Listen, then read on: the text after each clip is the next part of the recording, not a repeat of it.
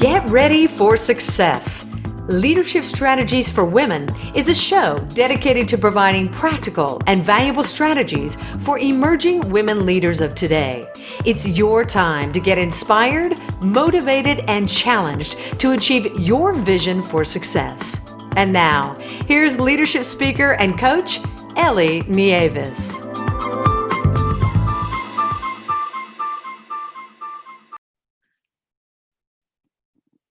Hello, this is the Leadership Strategies for Women podcast, and I'm your host, Ellie Nieves. I'm the founder and president of Leadership Strategies for Women, where I develop seminars and webinars to help high-achieving women show up, speak up, and step up in their careers. To learn more, please visit my website at leadershipstrategiesforwomen.com, or you can follow the Leadership Strategies for Women page on Facebook. Our guest is Mridu Parikh. Mridu is a keynote speaker, productivity mentor, and best-selling author of Accomplish It, 7 Simple Actions to Get the Right Things Done and Achieve Your Goals. She helps professionals around the world with demanding careers and overachieving mindsets to beat procrastination, reach goals, and squash overwhelm. Mridu's strategies on streamlining tasks and mastering habits have been featured in the Huffington Post, U.S. News and World Report, Real Simple, and many other media outlets. Mridu, welcome to the Leadership Strategies for Women podcast. Thank you so much for having me, Ellie. I'm so excited. So tell us a little bit about yourself. Sure. First off, I'm a mom of two tween boys, which is a handful right there. I am, as you mentioned, I'm a productivity coach. I help ambitious women go from overwhelmed and overloaded to in control and confident, so they're more productive at work and they're more present at home. So I started my entrepreneurial career actually as a home organizer, which people always find really interesting, and it tends to really work its way into my work all the time, just organizing in general and streamlining. And prior to that, I spent 10 years in corporate. So half of my career was in corporate and half as an entrepreneur. So I've been really lucky to sort of see both ends of that and, how that really works. So what's the correlation between productivity and leadership development for women? So I believe that when you're more productive, you're in control, right? You're in control of your time, you're in control of your attention and your results. And when you have that type of control, it oozes leadership. It's like you're so confident, you know your priorities, you put up the boundaries, and these are just all qualities of leaders. So I feel like the more productive you can be, the more in control that you are of your attention, your focus, and your success, the more that internally, you feel really confident, and externally, how people perceive you is always as a true leader. So many women leaders are overwhelmed by all the tasks that they have. They have to manage their work-life balance. They've got work responsibilities, their personal lives. What are your top 3 practices for women leaders who want to find balance in their lives while also boosting their productivity? So I love to use a framework because I think they're easy to remember. And the one I use is called ACT. And I believe that if you want different results, like if you want to have more of that balance, if you want to feel more in control, you've got to act a little differently. So that's the acronym. And the A is to avoid distractions. So first things first, we've got to get really clear on what it is you're doing at that moment. Are you completely present on what you're doing at work? What is that specific task on that project? Or is it giving your full attention to a relationship, someone at home, or personal development or personal growth? Like what is that? So avoiding those distractions and getting laser focused is absolutely going to help you just be present and, just be most successful at the task at hand. And then and if you want, I can follow up and give you a whole slew of different strategies, but I think maybe we'll get into that in terms of real hacks we can use. The second thing, the C in the framework, is to commit to your priorities. So be really, really, really clear. What is most important in my life right now? I feel like so many busy women, you were just saying, how we all have so many demands and distractions. I feel like sometimes we just go through the day, just going through the motions. We're not even necessarily connected anymore to the bigger why. Why is this so important? What will light me up? What will make me feel successful and fulfilled and rewarded? So it's really important that we start back to the basics, like what are my priorities, and then commit to those. So professionally and personally. But personally, it may be a health goal. It may be fostering a relationship in your home. It might be nurturing, a skill. And professionally, maybe it's developing a skill or getting a promotion or getting visibility, getting exposure. So when you get really clear to that, then you can commit to those. And then finally, the T in the ACT framework is to time block. So time block your priorities actually on your calendar. Because again, we get so caught up in the everyday. We're like just flying by the seat of our pants. We look up at 6 o'clock, we're like, where did the day go? So I really believe if it's not on your calendar, it doesn't happen. So if those personal priorities are your exercise or connection time, get those on your calendar so you're actually doing it. And professionally, if it is that visibility or exposure or whatever that goal is, get that time on your calendar to get that work done. I so believe in what you're saying. One of the things that I always say is that true commitment shows up in two places. It shows up in your wallet and it shows up on your calendar. Right? I love that. I love that. Yeah. So you're a productivity coach, so you must have your Mhm. own personal productivity hacks. What are I some of the do. productivity hacks that you use every day to manage your own personal life and your own career? Okay, so a couple of these, I'm sure you and your audience have heard of, but I find that we rarely are committing to them and using them consistently.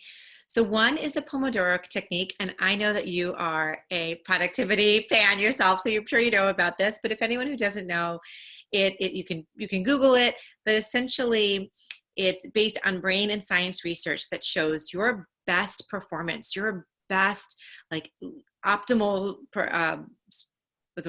brain performance is based on 25-minute increments of fully focused, intentional, deliberate time. So the good news is all that means is that you just have to focus on one task for 25 minutes and that's all.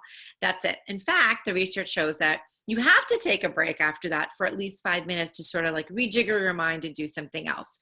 So that's one of my best hacks. Anytime I'm procrastinating doing something, I am just like, I feel scattered and overwhelmed. I'm like, okay, it's just 25 minutes. I got to focus on it and get it done. So that's a big one. Another one that everybody knows about, but people don't seem to use enough is just putting the do not disturb, just like going and swiping that on your phone. And again, if you're familiar with it or not, but all it really does, it does not allow interruptions to come into you. So you're not going to get the calls and the texts and the beeps and the rings notifications. However, you have full access to the interwebs and all your apps and everything on your phone. And if this makes you really nervous, if you're like, okay, during my 25-minute Pomodoro, I want to put on my do not disturb, but I'm still freaking out that someone's trying to get in touch with me. There's even an option that says allow calls from, so you could get a notification or a call or a text from your boss or from your special client or from your mom or, whoever it is. So there's no excuse for us not to be using that. So those are two of my favorite in terms of, again, just helping you to avoid those distractions, really commit to those priorities and getting that time on your calendar to just, get the important stuff done. That's great. So you're a successful woman. And one thing that I've learned from working with many successful women and even in my own journey is that success doesn't come without challenges. What are some challenges that you face as you are striving to attain your own personal career goals? I'd say one, and this is something that's taken me a long time to see that I was doing this, and now that I'm aware of it, I feel like I've done this a few times in my career. So I'm trying to be very, very much on top of this. But essentially, it's like not listening to my gut, like not really just listening to that inner voice that guides you. I almost feel like every maybe business decision that I've perhaps regretted or I just wish I took a different turn, and also personal decisions, is because something inside of me was saying, this doesn't feel right. There's something better waiting. Just hold off, don't listen to them. Don't do that. And I did it anyway, because there was other things, right? It's like the carrot dangling. So maybe it was the money, maybe it was a relationship, maybe it was, just something on the other end. And I've always regretted that decision. So this is something I've really worked hard now to tap into and just double, triple, quadruple check with myself. Like, does this really feel right? So that's one. And then another I'd say is, and I think that the second one I'm going to say is probably so prevalent, I think especially among high achieving women and ambitious driven professional women, is this need to be perfect, or just like waiting till things are too perfect. They have to be perfect until they can either be released or expressed, or let out in the world, or pivoted, or, whatever that change or has to come out in some way. It's sort of just waiting a little bit too long. And then once it actually, I would make that change or make that pivot or, put that thing out, you realize, you know what, it would have been just fine a month ago or 6 months ago when I had that idea, or when it wasn't perfect, or, so I see both of those are where I have personally tapped into just so much professionally and personally now. That's wonderful. So my next question is a related question. Mm-hmm. What are some leadership strategies that have helped you to get ahead in your career? That's a good question. So I think one is probably very much related to that in terms of listening to your gut. And one, I'd say just sort of owning my voice, like being really confident in expressing myself, even if it was sometimes contrarian to opinion, even if it was like the dumb question, which it always ends up that it never is. Even if it's just like, thinking outside the box or doing something that, it's that ability just to show up confidently, own your voice, own your thoughts, and just express it. And it's amazing what happens from there. So that, I think, has truly helped me in my journey. So many great either decisions or feedback or collaborations or partnerships have spurred out of that. And another one I'd say is developing frameworks. So as you noticed just earlier, I said the ACT. So developing frameworks around ways to present ideas and to kind of have them structured. So I have found that's really impacted my leadership, because it just is easier for people to grasp a concept. It's something that they can walk away with. So it makes a really clear takeaway. So again, it kind of just adds to your leadership. It really shows like your thought, like you really put some thought into it. You've created something that's original. So I have found that I've done this now across everything, like either in my business or the way I present, whether I'm speaking in public, on a stage, and training, so on an interview like this, that if I can create frameworks, it really has up-leveled in the way that I'm perceived. So tell us what that looks like. How does that show up, a framework? Sure. So the ACT was like an example, right? So it's just like, okay, so just maybe answering the question of I think it was 3 ways to be a leader. It's sort of putting that in that framework. Or if I'm going to present, let's say, a training to a corporation on productivity, I take them through my productivity wheelhouse. So it's called the Power Productivity Wheelhouse. And there's 6 spokes in the wheel, and we take them through a framework. And so it just really helps, I think, for people to digest your information, to really understand what they're going to receive, to help them break it down. Then also with the framework, we can sometimes take that and break it up. And I'll say, you know what, we only have maybe 2 hours for this training instead of 2 days. Why don't we take, the part of the piece 2 and piece 4 of the 6 pieces of the framework and really focus on those. So it just allows a lot of flexibility, structure, and adaptability, like as you're working with clients. Yeah, the reason I asked you to unpack that is because I think, as you mentioned, it is a powerful leadership strategy to put in place, even when you're just trying to sell an idea at a meeting or before a leadership team. When you create a framework around it, instead of just presenting it without some conceptual framework around it, it could be really powerful when you can package it in that way. So thank you for sharing that. Yeah. I just want to add, I think it shows like a level of thought leadership. It really stands, and it also stands you out, like makes you stand out compared to anybody else who might, a lot of us are saying some of the same things that other people are, but it's the way that we package it that's really going to make you, right? Like position yourself as a leader, as a trailblazer, as innovative and creative. So if you can sort of package it in that framework or structure, it's going to just make you stand apart. That's great. That's great. So how do you manage to balance both your career and your personal life? So I say the number one thing, and this is, I think, not what everyone always expects when I get asked this question, but it's really my ability to plan.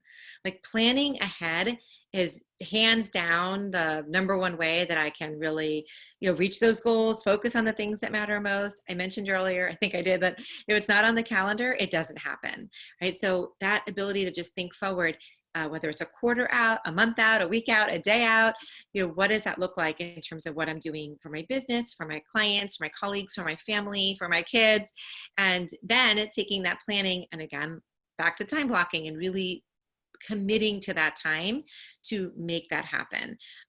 For me, that's how I can really set aside time. Otherwise, we all know we can go like 24/7 sometimes at work, or just the opposite. You're like, I just want to sit and be a slug and watch Netflix all day, and the time isn't feeling really great that way either. So I don't really believe in balance. I think it's just more of an integration, but focusing on the high quality time on whatever it is that you're working on. And I can do that best through planning.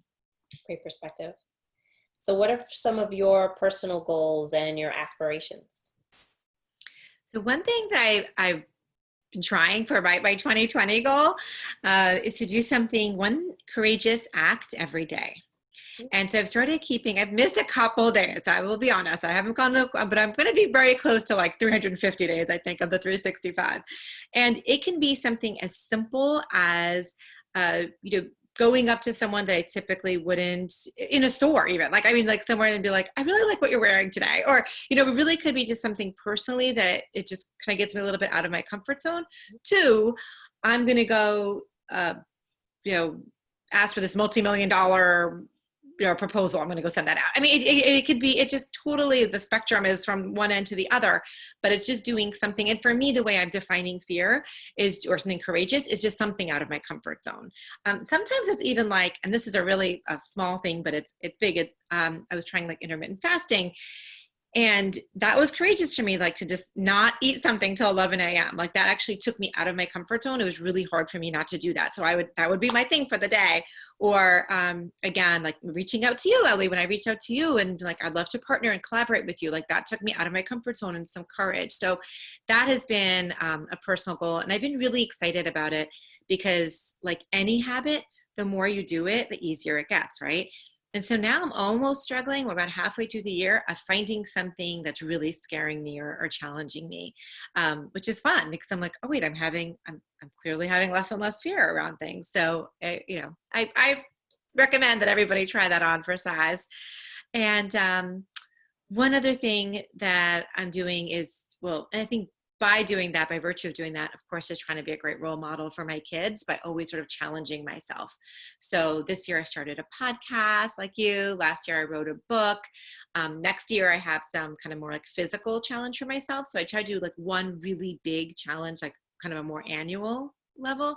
And that I'd say is somewhat motivated or a lot motivated just by my children. Let's be able to share that with them and say, here's something I'm doing. What are you doing? So that's been really helpful. That's wonderful. So what's next for you?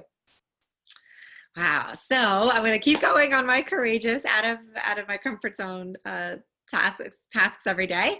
But in terms of just, sort of business wise, I'm running my Life in Control group coaching program in September, which I'm really excited about. This is our 4th round, and it's been really fabulous getting a bunch of like-minded, ambitious, driven women together to help them stop feeling so overwhelmed and feel much more in control of their time and energy and results. So that's been great.